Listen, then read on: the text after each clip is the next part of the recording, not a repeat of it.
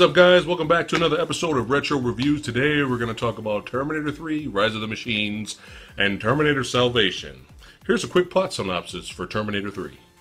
A cybernetic warrior from a post-apocalyptic future travels back in time to protect a 19-year-old drifter and his future wife from a most advanced robotic assassin and to ensure they both survive a nuclear attack. And doesn't that just sound fascinating?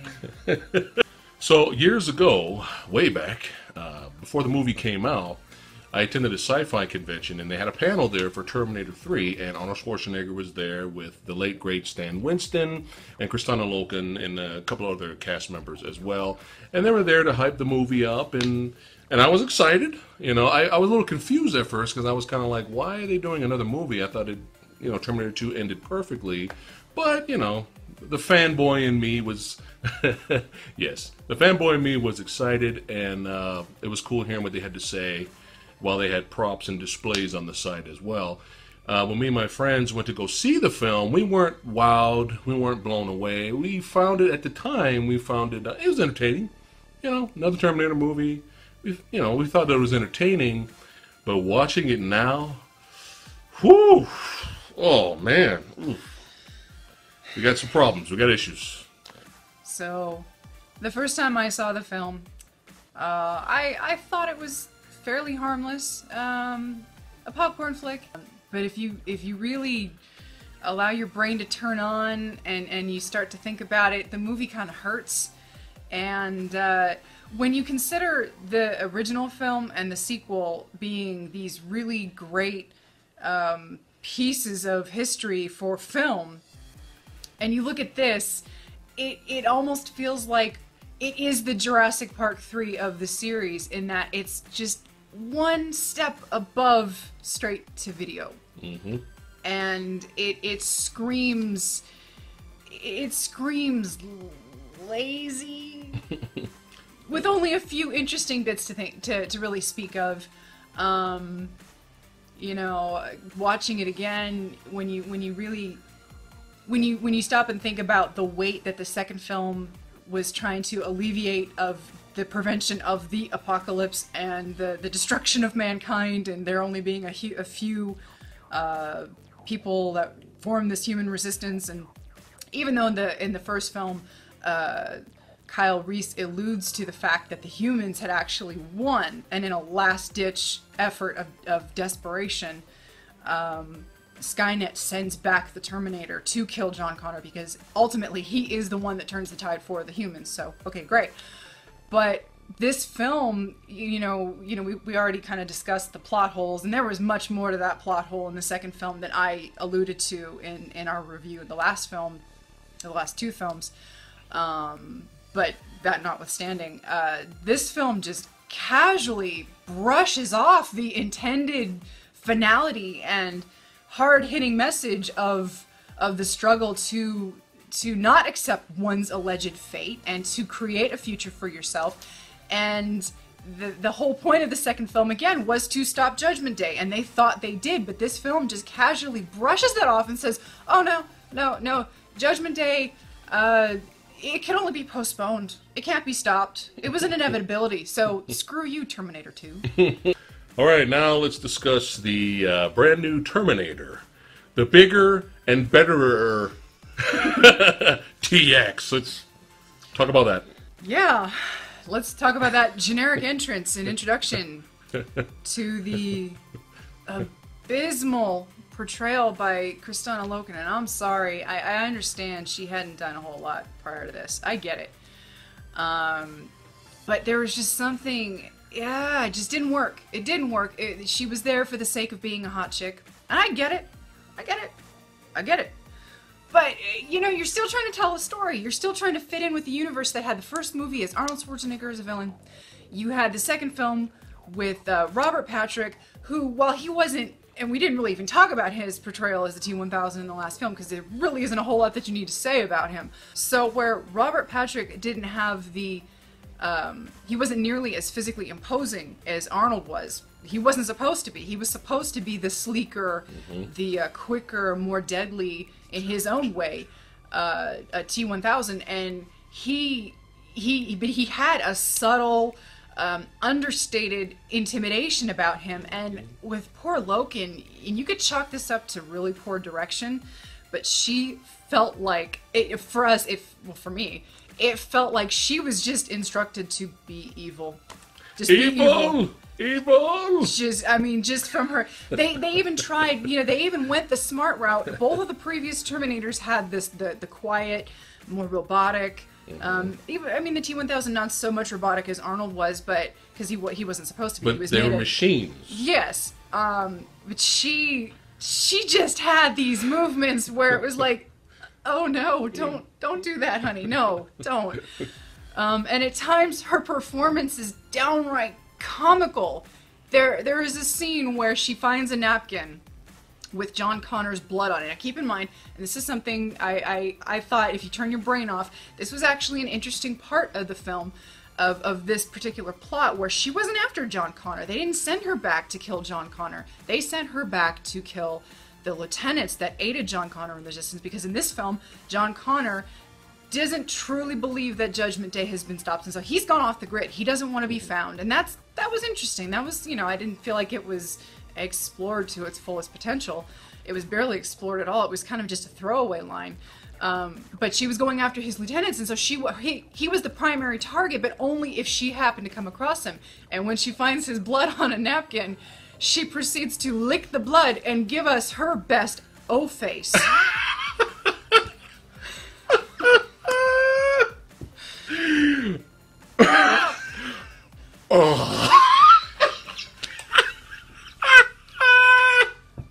Now, if that's not intimidating, well, by golly, gosh, gee willikers, I don't know what is. So, what about the design of the TX? Well, so glad you asked. I found it to be a little bit of a disappointment. They had their work cut out for them with the first film, and so they wanted to top that in the second film by creating this liquid metal, which I thought, for 1991 standards, was very different. It was interesting. It was formidable. It was it was a little scary, and it did the job. But in this one, I found it disappointing. It was ugly when you actually saw the endoskeleton. The whole endoskeleton is now covered with liquid metal. It seemed like they had nothing more in their arsenal than to just combine the elements of the first and the second, and it just came across as very Spinosaur-y, where, oh, well, now we've got our third villain, and it's bigger and better than the other two, because you've combined the elements, and so now, yeah, this one's the new ass kicker, and it's just, they just combine these elements to make it such, and then it just felt like they couldn't come up with anything better than that. So I wasn't thrilled with it. But she could shoot plasma. And I have another issue with that, and I will be addressing that. And she can control other vehicles. We'll be going to that too. We're going right into that. So, how did you feel about Sexy Terminator? It's okay. I can take it. I mean, Crystal is easy on the eyes. The first time I actually seen her was in Mortal Kombat, the TV series. Anybody remember that? Fresh Hell and horribleness that I used to watch. I don't mind the look, but it's just things didn't make sense. Watching the movie now, things are stupid, man. Like, seriously, think about this. Okay, now obviously the Terminators have to disguise themselves to blend in, to infiltrate to where they need to be and stuff like that. I understand it. I mean, they change their voice, they change their appearance. That's fine. But it didn't make any sense, okay? She's driving, just look at the scene here. She's driving a car, okay? She stops. The policeman pulls her over, okay? He gets out to check on her. She just so happens to stop in front of a Victoria's Secret billboard. Yes, right? So she looks up at, what's sexy on the billboard, right? And then all of a sudden, she compares herself to the female on the billboard. And I'm not kidding. Those who have not seen this movie, okay, I'm sorry, spoilers to this whole movie, all right, to this whole review. She expands her boobs, okay? This is actually happening. This isn't for comedic purposes, people. I found it hysterical. It's hilarious. It's hilarious now. But she expands her boobs, okay? The cop comes around, And she looks at the cop and goes, looks him up and down and goes, I like your gun. but let's think about this, okay? The machine doesn't know who's coming up on the side. The guy could be playing for visitor, okay? What if the guy was gay? What if it was a female cop that came around? That's why this is so stupid. Yeah, so, you know, like I said, if you turn your brain off, I guess it's okay, but, you know, when you really stop and think about it, like, I have a lot of love for the first two films. A lot of love for those first two films. And some of the themes that they would address and, you know, taking back your own destiny and all this. And it's like, watching this film again, and it's like, why did they change? Why was there this sudden change from there is no fate to, no, screw that, everything is inevitable? Wasn't no fate the whole point of the second movie, and that you could change it, and that's why Sarah Connor went after Miles Dyson in the first place, to destroy the chip and destroy this and destroy that to prevent Skynet from doing all this shit? Wasn't that the whole point? Okay. And it's like, if the TX had an interprojectile weapon the whole time, why did she need to steal a gun? Why didn't the TX reprogram the 101 sooner? Why would Kate program the 101 that killed John Connor to send him back a mere one day before the new Judgment Day? Okay, we already know that the original Judgment Day was 97. It got pushed forward a couple of years because of the events, because it's inevitable now. It's inevitable. Okay, fine, it's inevitable. But why she knows that the new date is 2004 because she sent them back to 2004. She sent the new Terminator back to 2004. Okay, fine, but why one day? Why not just keep sending it back further and further and push the date forward even more? Why not? The timeline's already been screwed up. Why not? I mean, couldn't they just push the date forward again? You know, the timeline is already messed up. Why don't you just keep pushing it forward and forward and forward until it no longer happens? I don't know. Skynet and them, they seem to know how it works. Oh, suddenly we can just program a Terminator whenever we want. Okay, fine, whatever.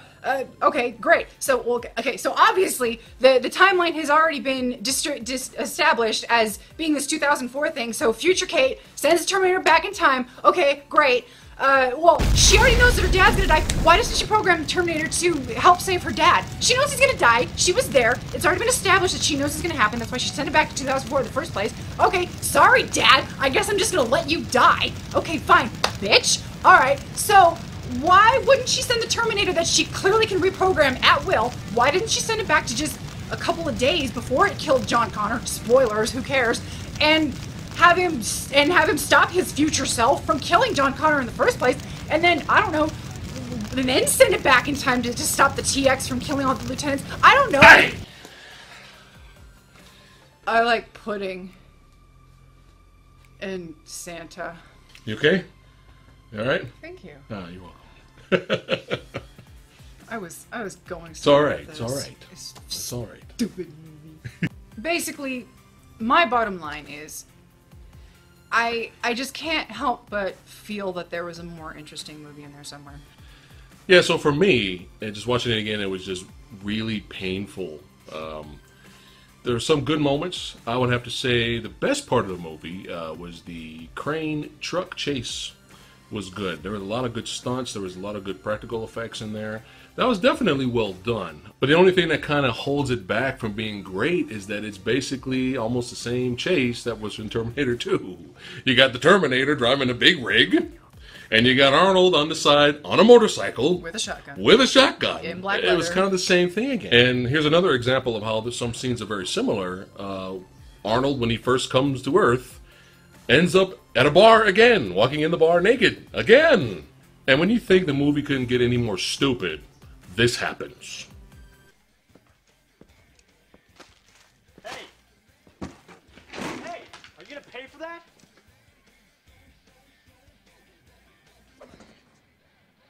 Talk to the hand.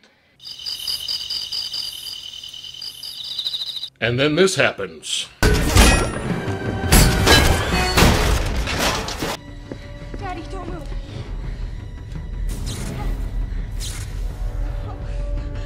She'll be back. And last but not least, going back to similar scenes, the ending.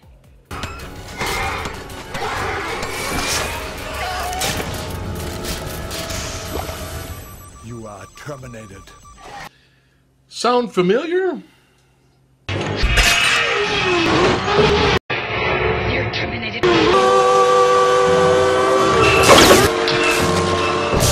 See what I'm talking about? So, whew, back in the day, I would have gave the movie probably a 3 out of 5 Ninja Stars. But for us, watching it again and all its flaws, especially with the fact that you brought up the TX that hunts Terminators, that could control Terminators. Why didn't she control him at the beginning of the movie? I don't know. So, just because there's too many flaws in this film, we have to give it 2.9 out of 5 Ninja Stars. Alright guys, now it's time for Terminator Salvation! Here's a quick plot synopsis. In 2018, a mysterious new weapon in the war against the machines, half human and half machine, comes to John Connor on the eve of a resistance attack on Skynet. But whose side is he on? And can he be trusted? Riveting. Actually, that actually sounds more interesting than what we got. So, the film opens up in 2003, and if we are following the timeline that's been established in Terminator 3: Rise of the Machines, which some things kind of suggest that we are following that timeline, we start up in 2003, approximately 1 year before Judgment Day 2.0 starts.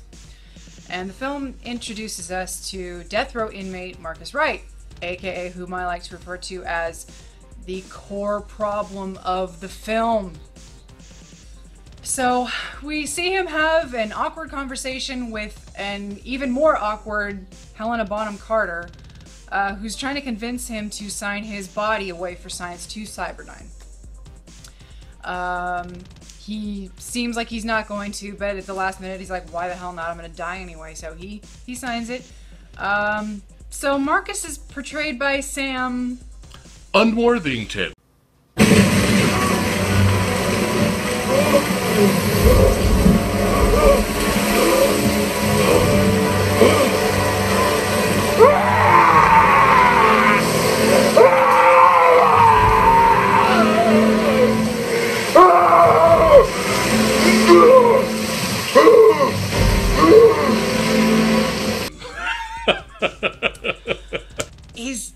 He is a major problem in this film. For me, the movie wants us to focus on this character that we feel nothing for, we know next to nothing about, and is banking on the fact that they're hoping that we're going to be absolutely fascinated with what he's doing in the future from where we last saw him. The film starts in 2003 and jumps ahead to 2018. We know he signed a contract with Cyberdyne just prior to his death, so we know something is up.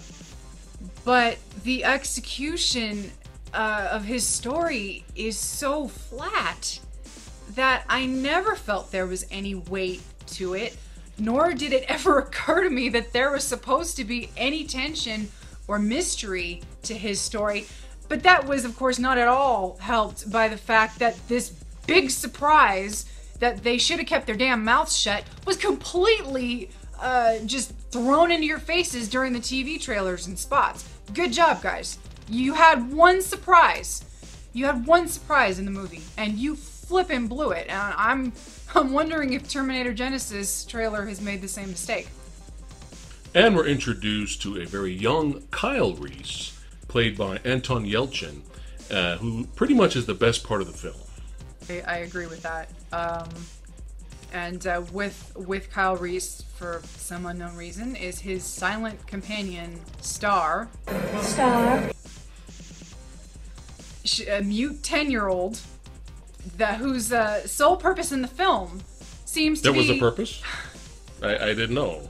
I think this is what the movie was trying to tell us, is her sole purpose is that she has 3-second Terminator sense.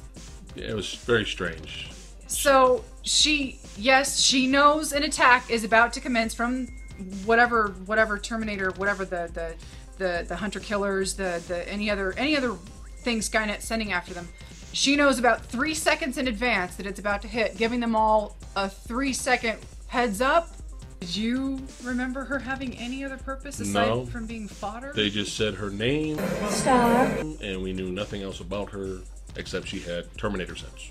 Okay, so I I have to admit, the first time I saw this film several years ago, I checked out early, real early. I thought it was a piece of garbage. I swore I'd never watch it again, but you know, over time, I've had instances where I'd watch a movie and I thought, hey, that wasn't so bad the first time, and then the second time I tried to watch it several years later, it's like, whoa, damn. Oh, what was I thinking? Damn, I just went and bought that on Blu-ray.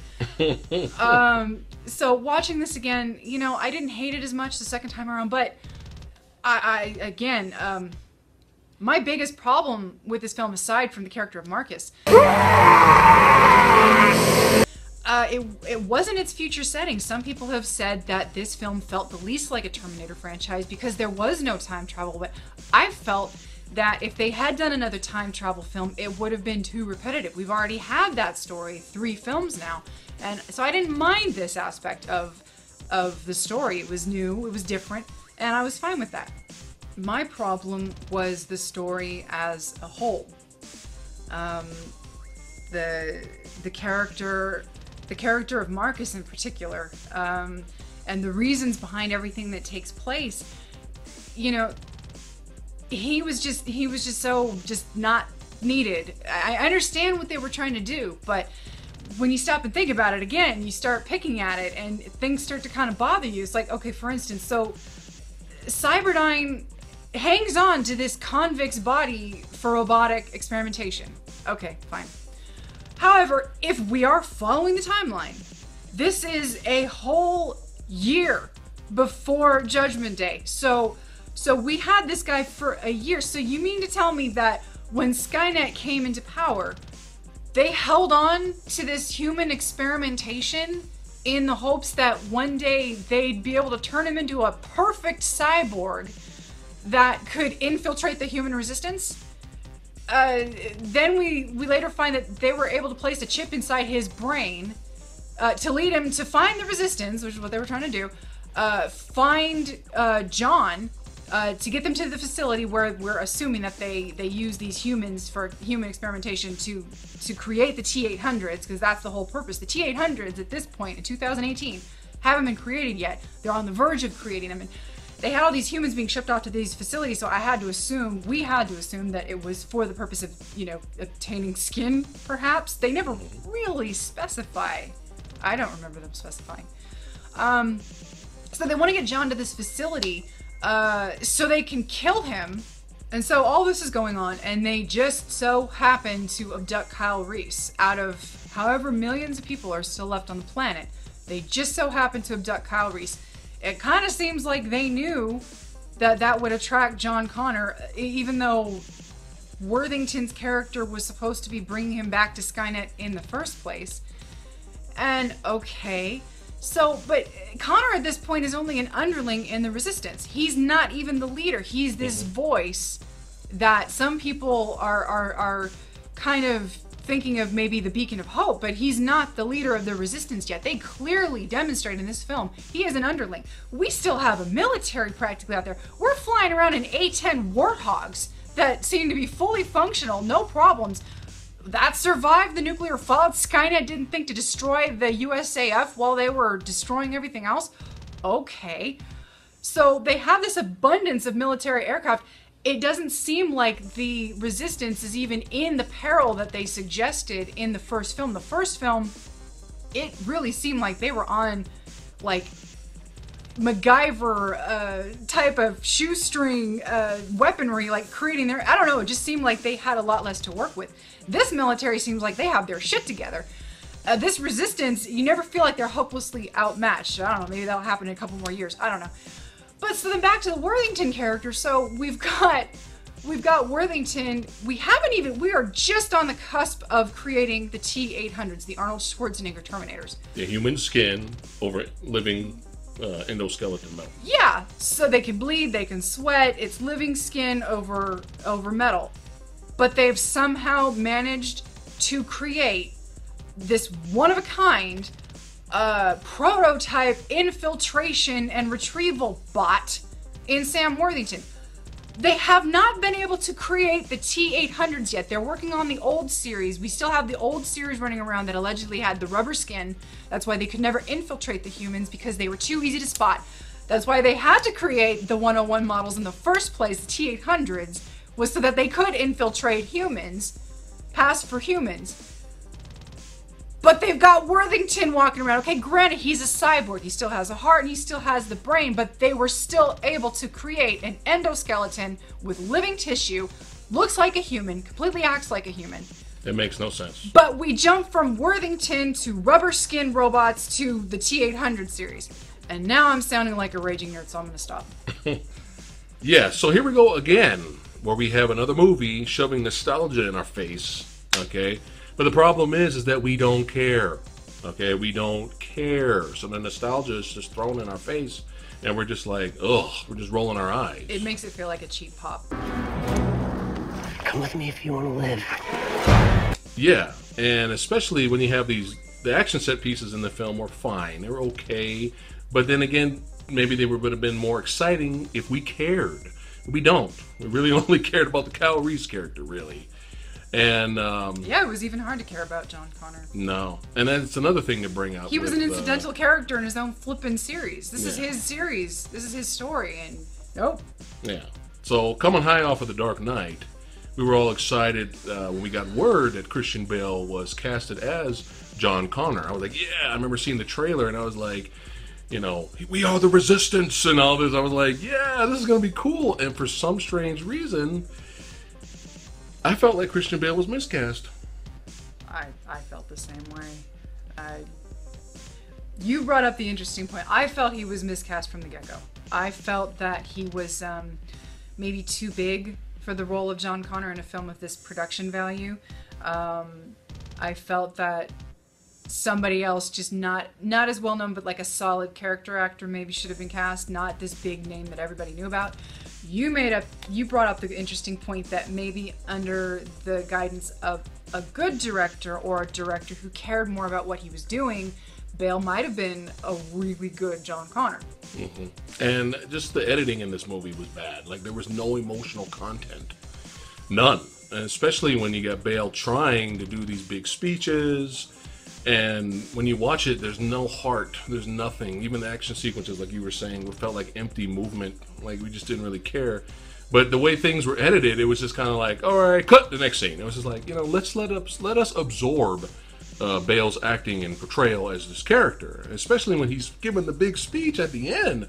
You know, stand down, give me time to go in and save the humans. Don't attack Skynet yet. Cut.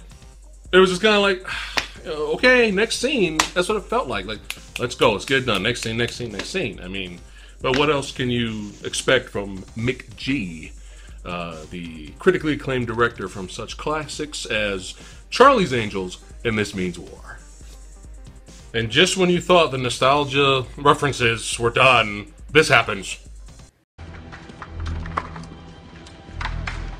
What should I tell your men when they find out you're gone? I'll be back.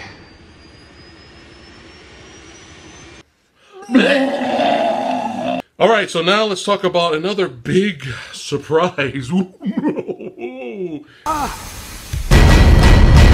No. Stop.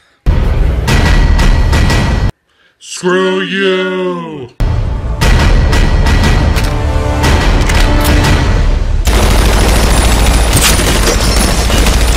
Bottom line, I can't say there was zero effort put into this movie. I've seen zero effort.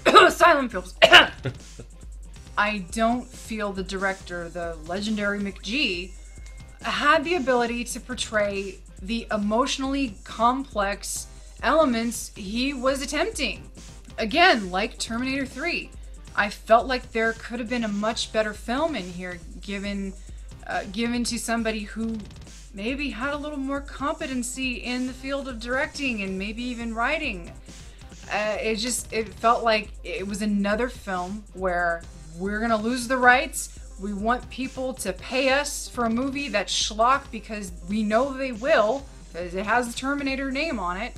I don't feel the need to ever watch them again, but I don't feel like it was a total piece of garbage. Just at the end of the day, it's just not worth your time for a third watch, as you know, I've already done twice now for both. The actors all borderline between doing the best they can and doing the best they can to get their paycheck. And given their direction, I can't blame them.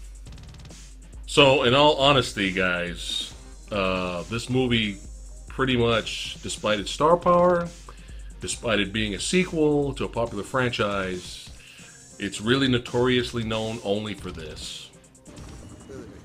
Hey, it's distracting having somebody walking up behind Bryce in the middle of the scene. What don't you get about it? I was looking at the light. Oh, good for you. And how was it? I hope it was good because it's useless now, isn't it? Okay. No, it's not taking a minute. Let's go again. I'm gonna go. Do you want me to go fresh your lights? Then why are you trashing my scene? Alright guys, so for our final rating of Terminator Salvation, it gets 2.5 out of 5 Ninja Stars. And that's being generous.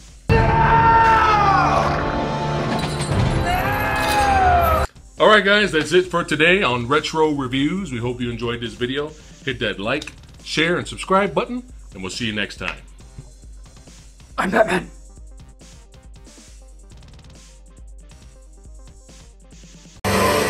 Ah!